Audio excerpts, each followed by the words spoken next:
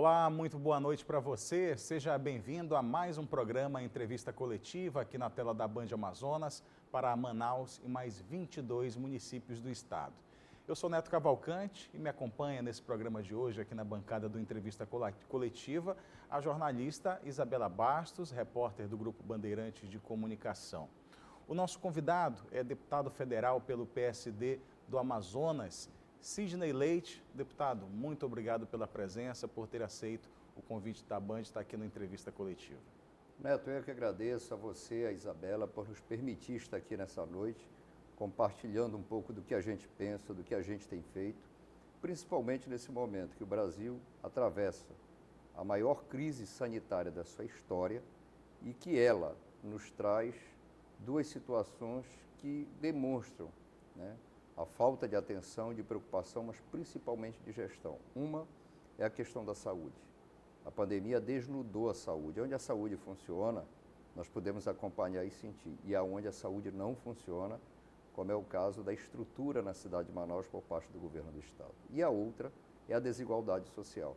O Amazonas sente muito esse reflexo, porque 47,2% da população estão abaixo da linha da pobreza.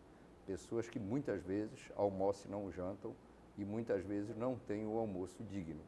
Esse é um momento que exige de todos nós a necessidade de empenho, de união e de compromisso. Infelizmente, no que a gente vê é a briga, é o ódio, principalmente do ponto de vista político, enquanto nós precisamos da solidariedade, do esforço, da união coletiva para que a gente possa superar esse momento tão difícil na história do Brasil. E aqui conosco não foi diferente no nosso Amazonas. Deputado, o senhor tem experiências no Executivo, tem experiências no Legislativo Estadual e experimenta agora o Legislativo Federal lá no Parlamento. Como é fazer política em Brasília com 513 deputados, 512 colegas ali, cada um com os interesses da sua região a puxar para si? Como é que tem sido essa experiência em Brasília? É uma necessidade gigantesca de articulação, porque são, como você colocou, 513 lideranças que todos nós pensamos um diferente do outro, certo? E, é lógico, tem pauta que nos une. Na questão da bancada do Amazonas, é a Zona Franca de Manaus e os interesses do nosso estado. Agora, tem muitas pautas que dizem interesse ao Amazonas, mas que refletem significativamente no Brasil. Vou lhe dar um exemplo, a BR-319, certo? Nós vimos aí que a BR, que liga o Mato Grosso a Santarém, lá em Miritituba, ela mudou o eixo econômico do Porto de Santos e Paranaguá. Ou seja, grande parte dos grãos hoje, e o Brasil é um país que alimenta o mundo, é o país que mais exporta alimento no mundo, Isso mudou o eixo do ponto de vista do negócio portuário, da economia e o que representa. A BR-319, e a gente sentiu isso na pele, e o Brasil pôde acompanhar isso, a falta de oxigênio, o quanto é importante essa estrada para nós. Se você pegar do ponto de vista somente da Zona Franca de Manaus, isso gera uma economia colocada aí 5, 7 dias, em 10 anos nós estamos falando aí de mais de R$1 bilhão, certo? O valor que só a Zona Franca pagaria. Mas nós não estamos falando do comércio e os negócios. Agora, veja o que isso possibilita. Possibilita a aproximação do Atlântico ao Pacífico, certo? Pela utilização da BR-319 e a Transoceânica. Por isso que essa é uma pauta que une a bancada de Roraima, do Amazonas, de Rondônia, a bancada do Acre e o setor que tem a visão e a compreensão, Neto, do que representa isso. Então, quando a gente coloca essa pauta, fora que, para a Zona Franca de Manaus, nós teríamos um plus. Nós ganharíamos um mercado de 130 a 150 milhões de pessoas, que são os países vizinhos a nós. Neste momento em que a pandemia nos fez andar em velocidade no acesso à tecnologia, certo? As pessoas idosas têm mais dificuldade com internet, com computação, que hoje está no celular. Muitas pessoas idosas hoje usam os aplicativos para pagar uma conta, para fazer uma transferência, enfim, certo? Nós não voltaremos ao número de empregos pré-pandemia, mesmo tendo o mesmo nível de retomada econômica. Então, nós precisamos entender que essa estrada ela é importante não só para o norte do Brasil, ela é importante para o desenvolvimento econômico. E aí eu vejo uma coisa muito clara, nós não podemos achar que a gente concilia conservação da floresta com miséria. Nós precisamos ter oportunidade de desenvolvimento econômico com sustentabilidade social. E nada melhor do que a gente poder ter este modelo aqui de uma obra estruturante para que a gente possa desenvolver essa região que tem um papel importante a contribuir com o Brasil. Afinal de contas, nós somos mais de 20 milhões de brasileiros aqui na Amazônia. Deputado, no primeiro semestre desse ano, o presidente Jair Bolsonaro incitou aí a pavimentação de um trecho, do conhecido trecho do meio lote C. Disse que ia lançar uma licitação, mas os entraves continuam. Recentemente, inclusive, o senhor esteve em contato com os representantes. Como é que anda essa conversa? Em que pé está para que seja feita essa pavimentação no trecho do meio? Isabela, a sua pergunta ela é muito importante. Nós realizamos uma audiência pública na Câmara dos Deputados, na Comissão de Integração, e o que fica claro, o trecho, esse lote C, né, ele já tem o projeto e é possível a sua execução. Nós tivemos um inverno muito rigoroso, mas o que é importante se ressaltar, o nosso maior desafio é o trecho do meio, que são 405 quilômetros. E esse trecho do meio nós não temos nem projeto, nem licenciamento. Certo? Nós tivemos uma discussão recente sobre a questão do orçamento. Eu apresentei uma emenda, não no que diz respeito ao valor, porque eu entendo que isso nós temos que discutir quando da votação do orçamento, mas no anexo 2, que define as metas e obrigatoriedade por parte do governo. Infelizmente, o relator não acatou, né? E nós tivemos muito pouco tempo para discutir a LDO. O IBAMA, né, tem colocado essa preocupação de falta de informações complementares por parte do DENIT, e eu vou continuar cobrando para que nesse semestre a gente possa realizar as audiências públicas. Mas de quem é essa responsabilidade de cobrar as informações? É o DENIT que tem que ir atrás do IBAMA? É o IBAMA que tem que ir lá e entregar essas informações para o DENIT? Porque, aparentemente, parece que fica cada um ali na sua obrigação e não se conversa. É o DENIT que tem que passar as informações para o IBAMA já solicitou para que ele possa complementar as informações e aí o IBAMA dizer, está correto, está aqui o licenciamento e vamos realizar as audiências públicas. Por quê? Porque essa estrada e o que o Ministério do Meio Ambiente desenha, e ele está correto, é que nós tenhamos ali uma gestão de governança, que vai envolver todos os entes federados, a União, estados e municípios com as suas responsabilidades, e essa audiência pública, lógico, é para ouvir as populações tradicionais, quem mora na região, mas também para que haja uma conscientização da importância dela, mas também do que a gente possa levar e continuar trabalhando na direção, que é a questão da conservação do meio ambiente. Por sinal, no trecho do meio lá atrás, o governo do estado já criou 8 unidades de conservação, certo? Mas precisa dessa interação. Mas Isabela tem uma outra coisa, não há o projeto para esses lotes do trecho do meio. Então é preciso que o governo federal, né, ou faça a licitação ou contrate a elaboração dos projetos para execução da obra, que, diga-se de passagem, é o trecho mais difícil porque é uma área alagadiça. Então, é uma obra que requer esse esforço. E eu fiz uma pergunta, quanto se faz necessário para a conclusão dessa obra? E eles não têm um projeto, não pode dizer um valor certo, mas é em torno de 1,5 bilhão para que a BR-319 possa ser concluída. Então, mas o que fica claro, nem este ano, nem em 2022 nós teremos a conclusão da BR-319. Se conseguir, nós teríamos aí um lote do trecho do meio. Seria 20% do fundão eleitoral que foi aprovado de alguma forma. Deputado, no início, desde a campanha do presidente Jair Bolsonaro, parecia ele demonstrava vontade de fazer a BR-319 trafegável uma realidade. Foi passando o tempo, a gente já percebe que nesse mandato não sai mais, né, a BR. Onde é que foi que o senhor acredita que desandou essa proposta de viabilizar essa rodovia novamente? Eu entendo o seguinte, o presidente da República, ele tem as suas preocupações de modo geral, né? Mas nós precisamos ter a prioridade. E você veja bem o seguinte, que é uma estrada importante, a Transamazônica, né? Eu acredito que até o final desse governo, a Transamazônica estará pavimentada até Jacareacanga, na divisa do estado do Amazonas com o Pará, certo? Mas faltou prioridade para a BR-319 para que nós pudéssemos ter essa obra tão importante para a região pavimentada.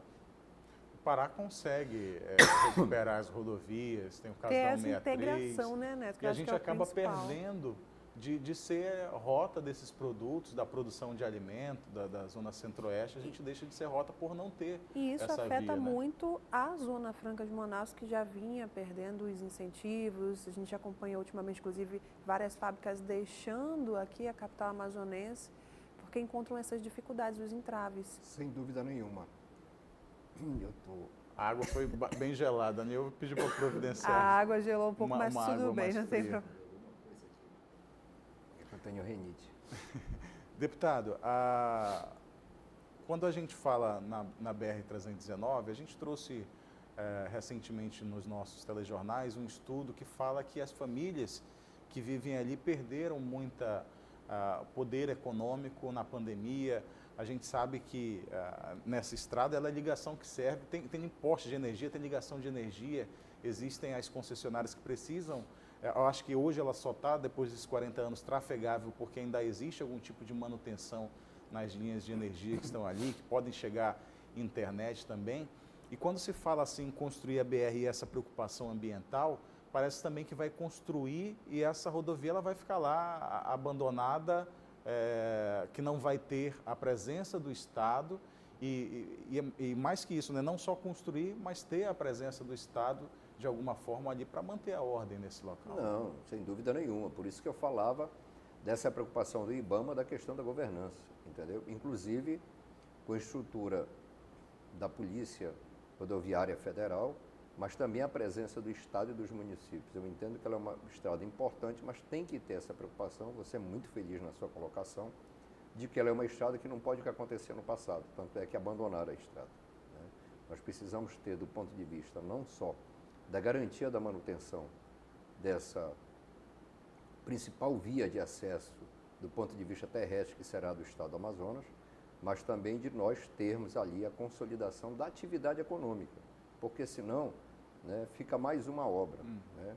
Hoje, o sul do estado do Amazonas é um grande produtor, certo?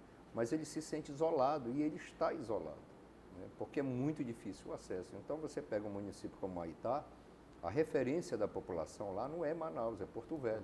E não é diferente para quem mora no Apuí, no sul de Lábrea, Canutama, e aquele Alto Puru já fica por conta de Rio Branco, né?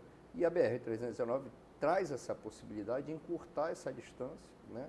O cidadão pode sair do Apuí 6 horas da manhã e está aqui no máximo final da tarde na cidade de Manaus. Então isso faz uma diferença muito grande, fora que vai melhorar muito o turismo, né? Tanto para os amazonenses que desejarem visitar outras cidades, outras regiões saindo de carro de Manaus, mas também virão muitas pessoas para cá, porque isso vai facilitar muito, né? E nós sabemos que tem um público, né, que gosta de dirigir não só carro, também como moto, né? Então ela muda um pouco esse eixo na questão turística. E como eu acabei de falar desse porto de Santarém, a partir de Miritituba, né, nós temos a questão econômica, porque muitos insumos da Zona Franca de Manaus e do próprio comércio local passarão a utilizar a BR-319. Na verdade, até do jeito em que ela está, a BR ela é um atrativo turístico. Eu acompanho canais do YouTube em que amazonenses vão, mostram o trajeto, apesar das condições em que está.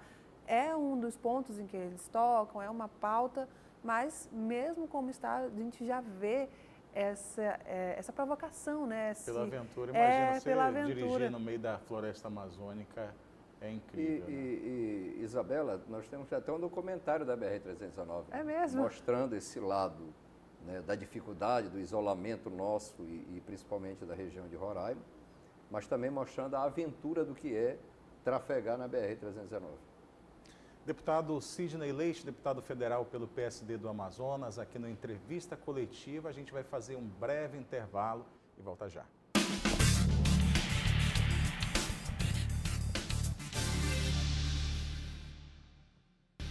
De volta com o programa Entrevista Coletiva aqui na tela da Band Amazonas, recebendo o deputado federal Sidney Leite, do PSD do Amazonas. Deputado, o senhor tem muito ligado ao primeiro setor, né, o setor agrícola.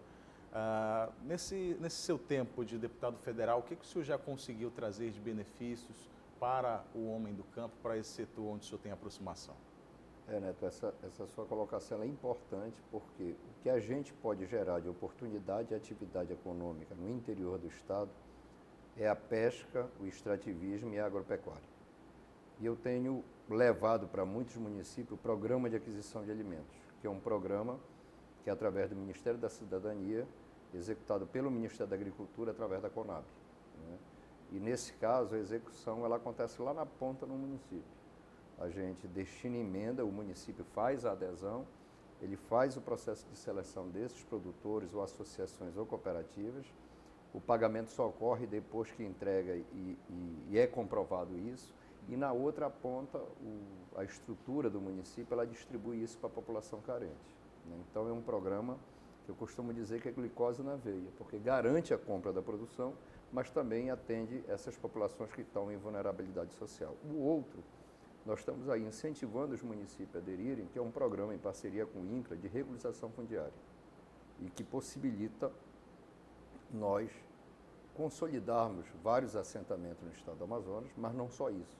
Áreas que nós temos um passivo muito grande, Neto, e essa é uma discussão, inclusive, quando eu reuni com o então deputado candidato à presidência da Câmara, Arthur Lira, esse foi o meu segundo assunto da pauta com ele. O primeiro foi a Zona Franca de Manaus, e o segundo é a questão da regularização fundiária, porque na Amazônia só se desmata onde não tem CPF e CNPJ.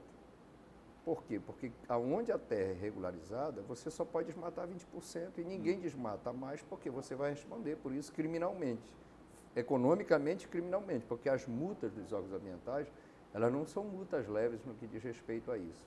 Então essa é uma luta nossa da regularização fundiária, né? E nós temos um programa via INCRA, voltado para esses projetos de assentamento e que muitos municípios têm aderido, a gente tem divulgado e fomentado esse trabalho. Fora isso, eu tenho destinado emendas de recursos, tanto para patrulhas mecanizadas, como equipamentos, portos para embarque e desembarque de pescado. Nesse momento estão sendo executados 2, um no município de Quari e outro no município de Tefé. Também emendas para armazenamento e secagem de grãos, como é o caso de um silo lá no 180 da Transamazônica, no Santo Antônio do Matupi, e recuperação e construção de ramais e estradas, né? Deputado, então, é um pouco desse leque que a gente tem feito. Agora, nós temos uma pauta, certo? Eu consegui aprovar no orçamento, na LDO, a priorização da garantia da Embrapa. Por quê? Porque se nós pegarmos nos últimos 40 anos e pouco, os Estados Unidos duplicou a produção dele, e produtividade. O Brasil mais que quadriplicou, e nós devemos muito isso à Embrapa, certo? Então essa é uma pauta permanente. Nós temos outros projetos em discussão na Câmara para atender isso, certo? E eu tenho destinado emenda para a pesquisa através da Embrapa, né? Agora mesmo tem um produto que todo amazonense come e gosta, né, que é a farinha, mas a farinha do Arini, né, tem um carinho especial. Eu tive a oportunidade, então, como secretário, de conseguir com os órgãos parceiros o selo de indicação geográfica da farinha do Arini. Isso tem um catálogo do SEBRAE e é conhecido do Brasil todo, né, um dos primeiros produtos a ter esse selo de indicação, e ela ocorre no município de Arini, de Alvarães e de Tefé. E eu consegui destinar recursos e a Embrapa vai desenvolver um grande trabalho de estruturação da cadeia produtiva, da farinha da mandioca nesses municípios, que vai melhorar a qualidade da produção, mas também nós teríamos ganho de produção e produtividade, melhorando a vida desses produtores e, consequentemente, a economia desses municípios. Nosso caboclo, ele tem com certeza muita vontade, né, de colocar um negócio à frente, mas precisa da capacitação, do conhecimento, e a Embrapa traz isso aí, né? Com certeza. Ia falar ainda agora sobre as outras aprovações, porque além dessa destinada à Embrapa, o senhor teve outras aprovações junto à LDO, se não me engano, destinada à educação. Qual a outra, Neto, que a gente comentava ainda há pouco? Área social. Área nós social. Temos muitas obras inacabadas na área social, né, e nós colocamos isso como prioridade. E como a gente pode acompanhar esse momento, a questão da ação social nesse momento faz um diferencial muito grande. Na educação, né, e eu costumo dizer o seguinte, Isabela e Neto, e você que nos acompanha nesse momento. Eu, pela permissão de Deus e a vontade do povo da minha terra, eu tive a oportunidade de ser vice-prefeito, ser prefeito 3 vezes de Maués, exercer o cargo de deputado estadual por 2 vezes e estar deputado federal. Mas o que realmente me permitiu isso foi a educação. E eu sempre estudei em escola pública, seja lá em Maués, alfabetização, as séries iniciais do ensino fundamental e depois o ensino médio, e vi para cá, para a universidade, né? A Isabela e o Neto talvez não saibam, mas eu sou colega deles, sou formado em jornalismo. Jornalista, eu sei. Sou da turma de 88 da Universidade Federal do Amazonas, certo? E eu apresentei uma emenda na LDO que fica proibido o governo de contingenciar recursos de infraestrutura da educação. Então, nós temos obras importantes que são necessárias da Universidade do Estado do Amazonas, tanto na cidade de Manaus quanto no interior do estado.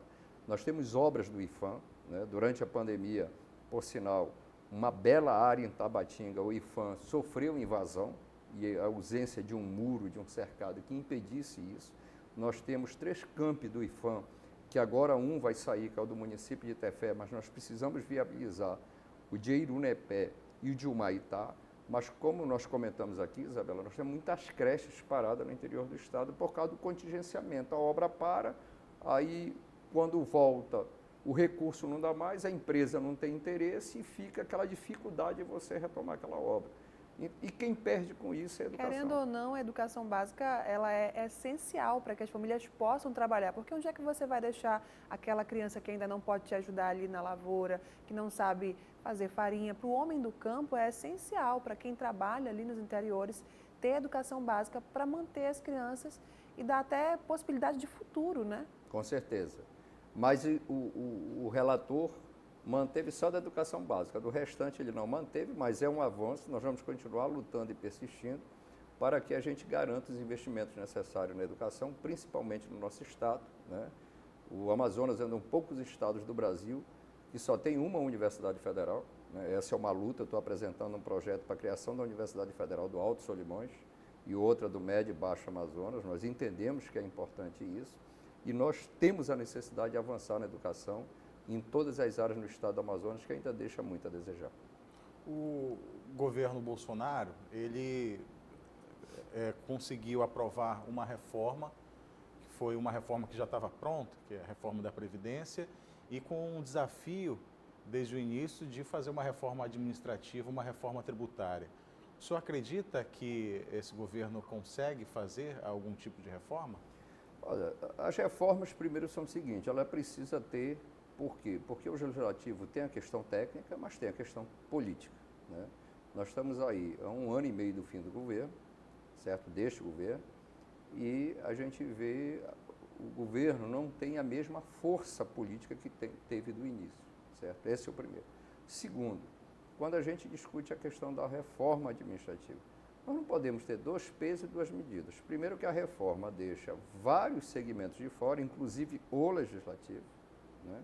Nós temos essa discussão aí, o Senado já tinha votado há muito tempo, o presidente Arthur Lira pautou a questão do extrateto, que são os super salários, né? Porque o teto é o salário do ministro do Supremo, mas em vários segmentos, inclusive na Câmara, tem muita gente que ganha acima do teto. E foi votado, como houve alteração, esse projeto foi para o Senado. Se o Senado não alterar, fica aprovado. Se alterar, nós temos que votar de novo na Câmara. Então, qual é a preocupação dessa questão da reforma administrativa? Primeiro, é a questão da vulnerabilidade do servidor. Por interesse político ou não, ele, de alguma forma, ser penalizado e não melhorar, né, pela meritocracia, o serviço do servidor público. Segundo, é que a grande maioria dos servidores públicos, né, ele ganha um salário mínimo.